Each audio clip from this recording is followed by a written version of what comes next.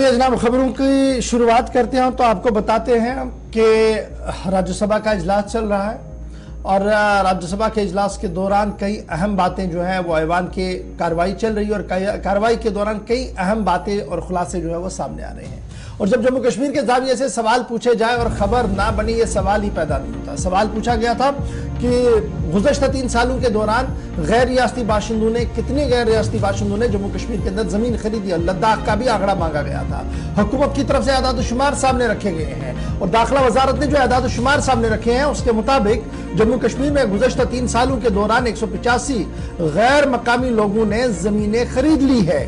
यानी जो एक बड़ा दावा था कि जो रुकावटें हैं जी वो ख़त्म कर दी गई थी जब एब्रोगेशन ऑफ आर्टिकल हुआ था, और उसके बाद से लेकर अभी तक यानी 3 साल का वक्फा जो गुजरा है जी, उसमें तकरीबन 185 गैर रियासती लोगों ने ज़मीनें खरीदी हैं जी जम्मू कश्मीर के अंदर।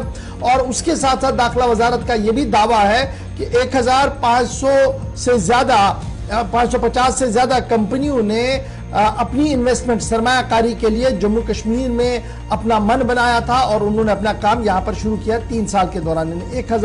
1550 से ज्यादा कंपनियों का एदाद शुमार भी दिया गया। लेकिन यह भी साफ कर दिया गया कि लद्दाख के अंदर किसी भी गैर रियासती बाशिंदे ने, यानी जिसका ताल्लुक यूनियन टेरिटरी लद्दाख से नहीं है, उन्होंने कोई भी जमीन वहां पर पिछले 3 साल के दौरान नहीं खरीदी है। नित्यानंद राय साहब जो वज़ीर ममलिकत है, उनकी तरफ से ये तमाम एदाद शुमार जो है वो सामने रखेंगे। अच्छा जी, ये भी साफ कर दिया गया कि जो जमीन खरीदने वाले लोग हैं किस साल में कितने आए। कहा कि एक दरख्वास्त आई थी जनाब, जो गैर रियासती थे, परचेज किया था उन्होंने जमीन सन 2020 में जम्मू कश्मीर के अंदर। फिर 57 और दरख्वास्तें आई जिन्हें मंजूर की गया है as per the law of the land 2021 में। फिर 2022 में 127 अफराद ने जमीनें खरीदी हैं जी जम्मू कश्मीर में। ये जो फिगर्स दिए गए हैं जी, ये जम्मू कश्मीर इंतजामिया की तरफ से दाखिला वजारत को दिए गए थे और उसी फिगर को कोट किया नित्यानंद राय ने ऐवान के अंदर। एक आदमी जो आउटसाइडर है जिन्होंने जमीन खरीदी जम्मू कश्मीर के अंदर, और ये जो सारी फरिश्ते हैं इनके तमाम डिटेल जो है वो ऐवान के अंदर दे दिए गए थे।